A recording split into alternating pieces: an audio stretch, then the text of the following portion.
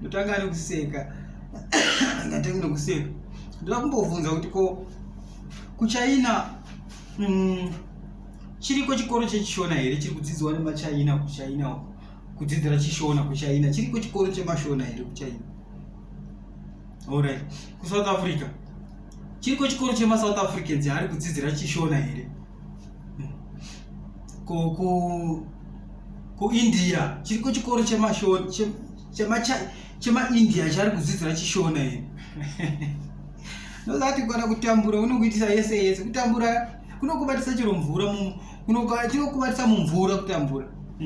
MuZimbabwe chikoro chekudzidzira chiChina chirimo muZimbabwe, but kuChina hakuna chikoro chekudzidzira chishona, asi muZimbabwe mune chikoro chekudzidzira chiChina. Kudzidzira vanhu vekuZimbabwe vatori busy kudzidzira chiChina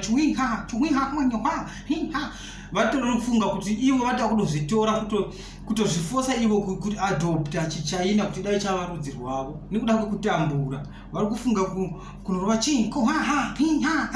so kutambudzika. Umwana regai kungopinda even musituation ipi nekuda kwekutambudzika, regai kudya tsvina nekuda kwekutambudzika. Ungadzidzira chiChina iwo maChina asingatodzidziri language yako, iwo wakudzidzira chiChina nekuda kwokuti unotambura unoda kuenda ikoko wotsvaga kuti ndoita sei kuti ndiende kunozi imimi muri kuona kuti tikaenda kuChina unotsvaga basa tinoshayiwa totaura because maChina anotaura China hatauri chirungu, kunyika kwavo hatauri chirungu, havatauri chimwe chinhu chakatauri chimwe chinhu anotaura chikoro chechiChina chirimo muZimbabwe. Kana uchida kudzidzira chiChina pinda muZimbabwe muHarare ndoziva pachiri. Kana uchida uya kwandiri ndokupa address yekuenda kunodzidzira chiChina muZimbabwe. Chirimo chikoro cheChina, chirimo chikoro chechiIndia muZimbabwe chokudzidzira achuba lakhambe uchubwe vachidzidzira chiIndia vacho kungfu vachidzidzira chiChina.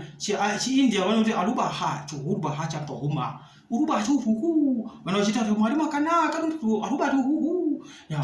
vachidzidzira. Chirimo chikoro chechiIndia muZimbabwe, chiripo chikoro chechiChina. Makazara maZimbabwean ari kudzidzira imo machitobvisa mari kuti ndoda kudzidzira 3 months 4 months 2 weeks 1 week vakatova malesson andorimo.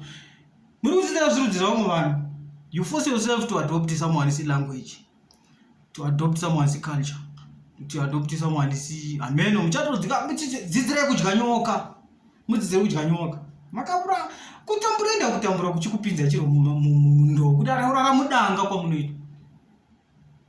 Handa kuti nditauri nangu handizivi, asi mundibvunze kuti kuchikoro cheChina chiri kupi ndonokuisa pachiri inini. Ndakachiona muHarare chirimo chikoro cheChina, chikoro chechiIndia chirimo muHarare. Ndibvunze ndotochiziva ini. Sure. Comment my YouTube channel, comment, subscribe, share.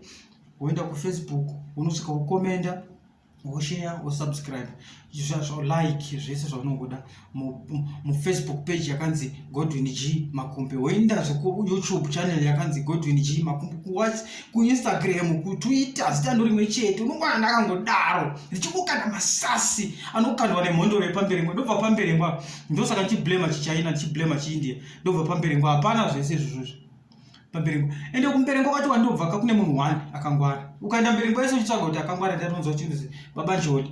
Baba Njoli vacho ndivapi unosvika kuti anogara apa unonzi Baba Kali. Uchinosvika ipapo unonzi motsvage unonzi Baba Njoli kana Baba Kali ndoti Baba Stuli. Baba Stuli unombori munhu wakadii kuti unosvika ndawa ndakamira so kuti kuda Baba Caleb here. Konzi ndini Baba Caleb ndiri pano. Mazita eshe mazita vana baba vana 4 handizvivanzi ndotori pano ini kana mberengwa unoona munhu 1 akangwara but regai kudzidzira language yangu mwana. But mumboya kumberengwa muvasimbisa nokuberengwa wakavata akadaisa kwasara munhu 1 akangwara kumberengwa. Ndaenda ini.